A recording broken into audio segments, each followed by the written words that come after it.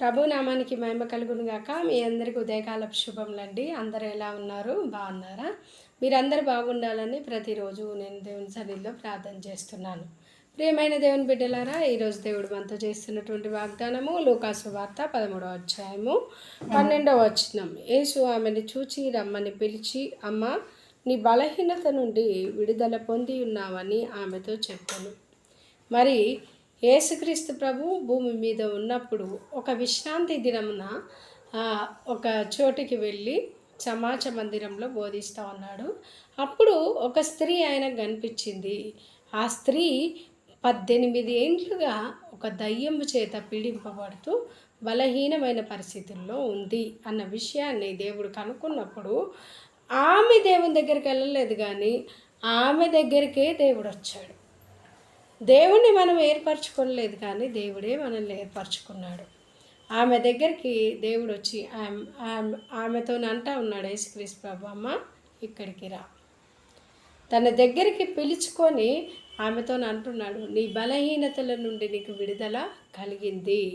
అంటే ఎందుకు కలిగింది అని చెప్పేసి దాన్ని అయిపోయింది అని చెప్పేస్తున్నాడు. ఎందుకు అలా చెప్తున్నాడంటే దేవుడు సమస్తము కూడా చేయగల సమర్థుడు. అందుకే ఆ విడుదల నీకు ఇచ్చేసిన అని చెప్పేస్తున్నాడు అనమాట.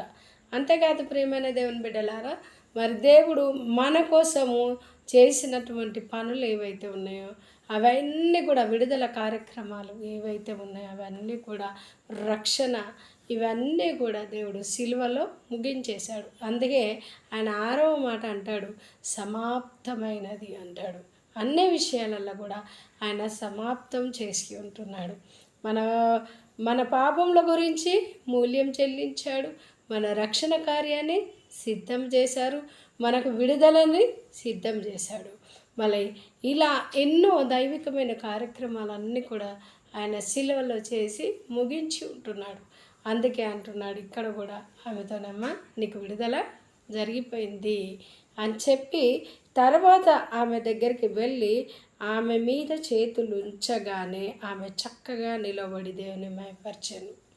అప్పటి వరకు వంగిపోయింది, కానీ ఇప్పుడు ఆమె చక్కగా నిలబడింది.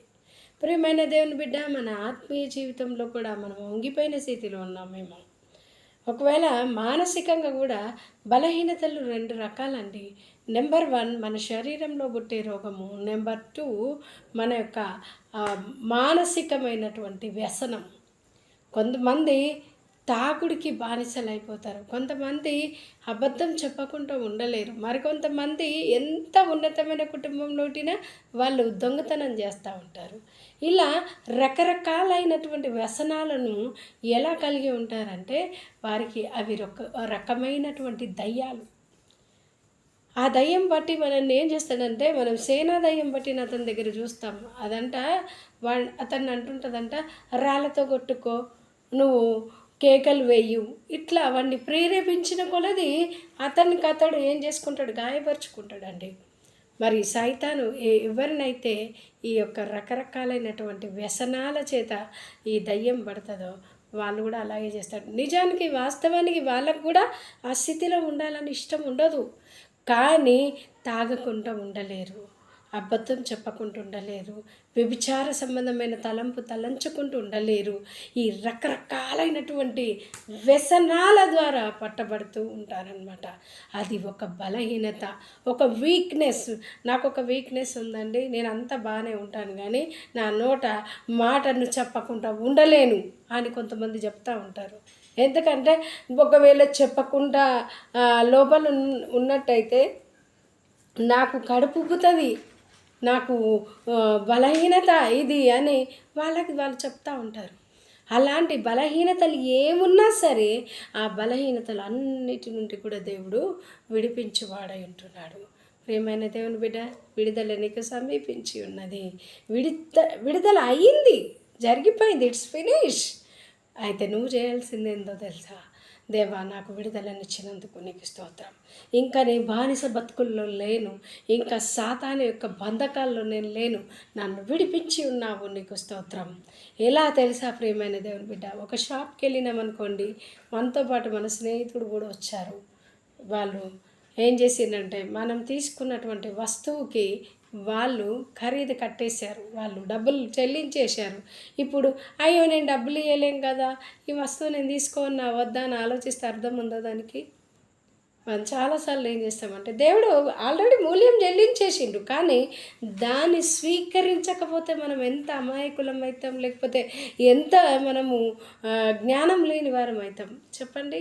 అదే రీతిగా మన జీవితంలో కూడా దేవుడు చేసినటువంటి రక్షణను, దేవుడిచ్చినటువంటి విడుదలను, దేవుడిచ్చినటువంటి స్వస్థతను మనం స్వీకరించలేని స్థితిలో ఉన్నందువలన మనకి ఇంకా విడుదల కలగడం లేదు. ఒక్కటే పని చేద్దామా? దేవా, నువ్వు నాకు విడుదలనిచ్చినందుకు నీకు స్తోత్రం, నా బలహీనతల నుండి నువ్వు విడుదలనిచ్చినందుకై నీకు వందనాలని మనం దేవుని స్తుతి చెల్లిద్దాం. దేవుడు మనకు వాటన్నిటి నుండి సంపూర్ణమైనటువంటి విడుదలను అనుగ్రహించి ఆయన కృపలో ఆయన సాక్షిగా ఆమె చక్కగా నిలబడ్డదంట అండి. అలాంటి నిలబడులాగున దేవుడు సహాయము మీకు చెయ్యును కాక. దేవుడి కొద్ది వాక్యం దీవించి ఆశీర్వించుగాక. చిన్న ప్రార్థన చేసుకుందాం. మహోన్నతుడా, మహాగండ, జీవంగల యేసయ్యానికి స్తోత్రం. మీరు ప్రేమించి ఇచ్చిన సమయంను బట్టి నీకు స్తోత్రములయ్యా. మరి మీరు మా కోసం విడుదలనిచ్చి ఉంటున్నారు, మా బలహీనతల నుండి విడుదల. నిజమే నాయన, నువ్వు ఒక్క మాట సెలవిస్తే మాకున్నటువంటి ప్రతి బలహీనత అది విడుదల నొందుతుందయ్యా. నీకు స్తోత్రం అయ్యా. వంగిపోయిన ఆ స్త్రీని మీరు ముట్టి బాగు చేసిన దేవుడవు. అంతకు ముందుగా అమ్మా నీ బలహీనత నుండి నీకు విడుదల జరిగిందన్నావు. అవును, మా బలహీనతలన్నిటి నుండి మేము విడిపిస్తున్నందుకే స్తోత్రం. ఎంతమంది ఈ వాక్యం చూస్తున్నారో వారందరికీ యేసునామములో విడుదల కలుగును గాక. అది దుర్వ్యసనమైన రోగంలో పుట్టిన, మరి ప్రభ శరీరంలో పుట్టిన రోగమైన, ప్రభ మానసికమైన వ్యాధి అయినా, అది ఎలాంటిదైనా, ఆత్మకు పట్టిన భ్రష్టత్వమైన యేసునామములో విడుదల కలుగును గాక. దేవా, మరి మా వ్యూవర్స్ అందరినీ, మా సబ్స్క్రైబర్స్ అందరినీ దీవించండి. వారికి చక్కటి విడుదలను అనుగ్రహించండి. వారికి ఉన్న ప్రతి దుర్వ్యసనముల నుండి విడుదలను అనుగ్రహించమని, సాధారణ బంధకములలో నుండి విడుదల దయచేసి వారికి రక్షణను అనుగ్రహించి నీ కృపలో వాళ్ళని భద్రపరిచి నీ సాక్షులుగా నిలబెట్టుకొనమని, మీరు గొప్పగా వాడుకొనమని ఈ కొద్ది ప్రార్థన నా ప్రభువైన యేసుక్రీస్తు పేరిట సమర్పిస్తున్నాను తండ్రి. ఆమేన్. ప్రియమైన దేవుని బిడ్డలారా, మరి ప్రతిరోజు కూడా దేవుడు తన వాగ్దానం చేత మనతో మాట్లాడుతున్నారు. మరి ఈ వాగ్దానాలన్నీ మీరు చూస్తున్నారని నేను నమ్ముతున్నాను. చూస్తున్నటువంటి మీరు దయచేసి మీరు ఒక లైక్ ఇవ్వగలిగితే దానివల్ల నాకు ప్రోత్సాహం కలుగుతుంది. అంతేకాదు మీరు బడుతున్నట్టయితే దయచేసి మీ యొక్క విషయాలన్నీ కూడా కామెంట్ రూపంలో తెలియచేయండి. సబ్స్క్రైబ్ చేసుకోండి, షేర్ చేయండి. మరి దేవుడు ఈ అన్ని విషయాలలో మీ అందరినీ దీవించి ఆశీర్వదించును గాక. God bless you all.